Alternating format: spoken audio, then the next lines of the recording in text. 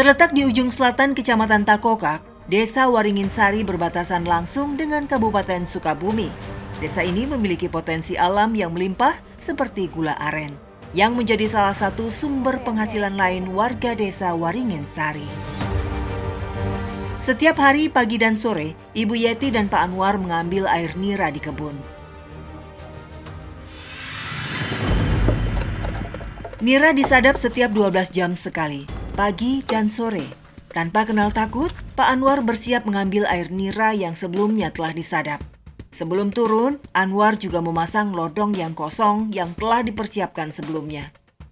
Sebelumnya, Anwar menurunkan lodong atau bambu berisi air nira yang telah dipasang. Tak kurang dari 5 hingga 8 liter air nira harus diturunkan dengan posisi tumpuan kaki yang teguh agar air nira tidak tumpah. Dalam sehari, 20 liter air nira bisa ia kumpulkan. Sudah 25 tahun Pak Anwar bekerja menyadap nira. Meski berat dan beresiko, ia menjalani pekerjaan ini demi menyokong ekonomi keluarga. Tadi kan yang saya lihat itu sulit banget untuk naik sampai ke atas dan mengambil air niranya. Iya. Untuk Bapak sendiri sulit nggak sih Pak? Sulit ya kalau ada hujan, ya nggak apa-apa. Kalau udah ada hujan kita sulit banget itu. Ketakut kan licin manjatnya. Kendalanya Iya, di hujan ya? Di hujan. Sehari bisa ngambil air nira ini berapa pohon Pak? Nah, kalau banyak ya kadang-kadang 10 gitu gimana adanya. Pak, tadi kan saya lihat sulit, tapi nggak apa-apa, saya mau mencoba untuk menaiki pohon nira ini. Nah, ini hanya jempol saja Pak yang naik? Iya, jempol saja. Waduh, kuat nggak Pak kira-kira Pak? Nggak tahu, coba aja. Sakit juga ya Pak? Iya, sakit. Aduh, iya. Awas, hati-hati. Ternyata tidak mudah. Seperti yang saya lihat, sulit sekali untuk sampai ke atas. Awas, hati-hati. Jatuh. Pak, saya beraninya cuma sampai sini doang. Nggak apa-apa. Kaki saya udah sakit banget Pak. Ya udah, turun lagi ya. Takut jatuh nih. Kalau sakit jempol. Ternyata, memanjat pohon nira setinggi 5 meter ini sangat sulit. Bisa dibayangkan, Anwar bertaruh nyawa untuk menyambung hidup.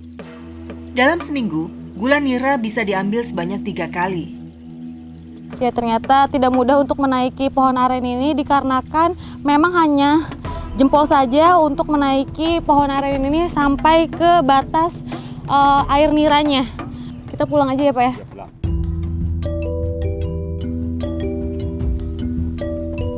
Setelah sampai di tempat pembuatan gula, lalu air nira dimasukkan ke wajan besar yang terlebih dulu disaring. Tujuan dari penyaringan ini agar kotoran-kotoran yang ada di air niranya tidak masuk ke dalam wajan. Nyala api harus tetap terjaga agar proses pembuatan gula berjalan dengan baik. Setelah mendidih dan keluar buihnya, air nira diberi sedikit minyak kelapa agar lebih padat. Fungsi dari pemberian minyak ini agar gelembungnya tidak menguap ke atas. Proses pembuatan gula aren butuh waktu lebih dari 5 jam dan 5 menit sebelum dicetak, gula aren harus terus diaduk-aduk agar terkena angin dan cepat mengering.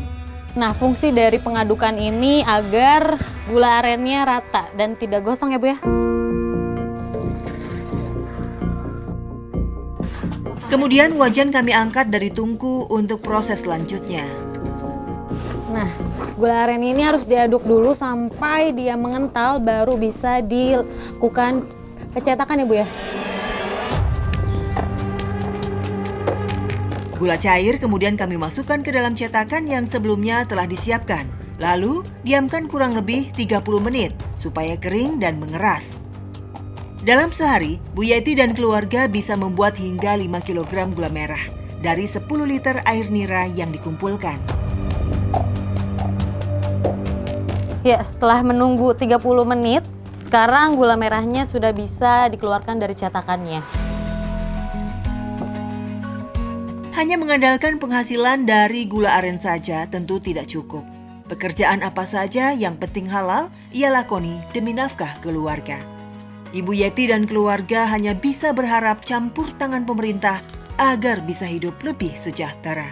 Bu, kalau saya boleh tahu, ini setiap hari Ibu memproduksi berapa kilo gula merah, Bu? Oh, yang banyak cuma 5 kilo.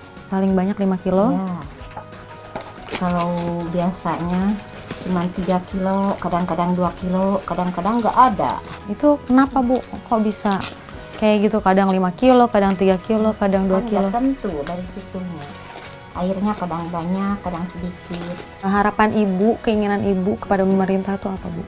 Harapan ibu kepada pemerintah, seharusnya harga gula ini yang dikonsumsi saya harganya harus stabil, karena saya cuman itu doang yang diproduksi.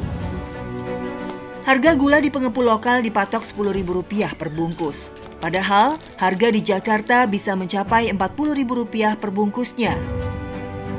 Infrastruktur jalan yang sulit membuat biaya angkut hasil bumi warga menjadi mahal, sehingga mereka pasrah dengan harga yang ditetapkan pengepul lokal.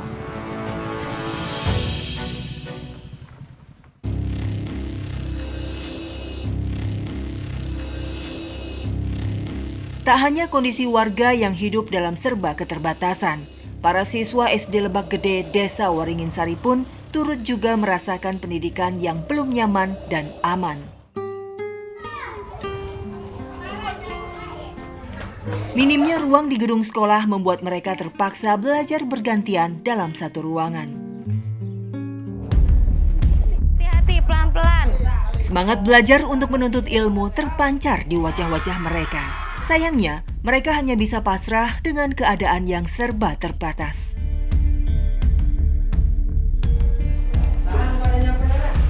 Bisa dibayangkan, baru saja melihat kondisi jendelanya saja sudah bolong, bagaimana bisa para siswa nyaman dengan proses belajar mengajar sehari-hari.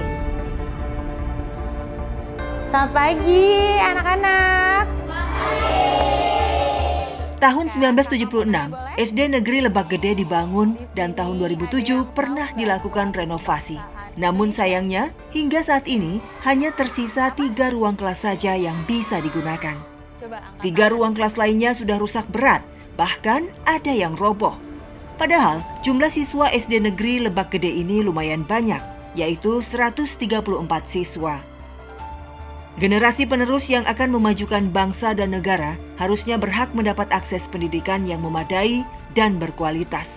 Namun sayang, proses belajar para siswa SD Negeri Lebak Gede masih jauh dari kata layak. Tak hanya kondisi bangunan yang rusak, para guru didik pun masih berstatus sebagai tenaga guru honorer. Salah satunya adalah Pak Anin Sumardi. Boleh diceritakan Pak, bagaimana perasaan Bapak melihat kondisi sekolahan yang seperti ini, Pak? Saya gitu selaku tenaga pengajar di sini merasa sedih. Ya. Bahkan ini masih salah satu ruangan yang bisa ditempati oleh anak-anak. Yang ruangan yang lainnya bahkan ada rusaknya yang lebih parah seperti ini, bahkan ada yang roboh. Kondisi bangunannya juga udah ada yang ambruk gitu. Iya. Bagaimana bisa nyaman melakukan kegiatan belajar mengajar kalau misalkan sarana pembelajarannya juga atau ruangan kelasnya juga kondisinya seperti ini. Harapan kami kepada pemerintah, semoga bangunan SDN Lebak Gede ini cepat ada bantuan, mendapatkan bantuan bangunan agar segera cepat dibangun untuk menunjang kegiatan belajar mengajar yang efektif dan nyaman bagi anak-anak dan kami selaku tenaga pendidik seperti itu. Kalau upah Bapak sebulan itu berapa Pak sebagai guru honorer? 1 bulan itu 750.000. 750.000 ya, 1 bulan. 1 bulan. 1 bulan. Apakah cukup Pak untuk memenuhi kebutuhan sehari-hari? Ya jelas, 750.000 nggak bakalan cukup kalau misalkan kasih, apalagi kan sebagai keluarga gitu kan buat anak jajan gitu, nggak cukup, sangat tidak cukup seperti uang 750.000. Sudah 16 tahun mengajar, namun Pak Anin Sumardi masih berstatus guru honorer. Padahal, sebagai pendidik yang bertugas mulia, sudah selayaknya mendapatkan penghargaan yang lebih dari pemerintah. Namun sayang, pemerintah terasa menutup mata dan tak peduli dengan nasib guru honorer. Penghasilan yang pas-pasan sebagai guru honorer sangat berat untuk mencukupi kebutuhan keluarganya.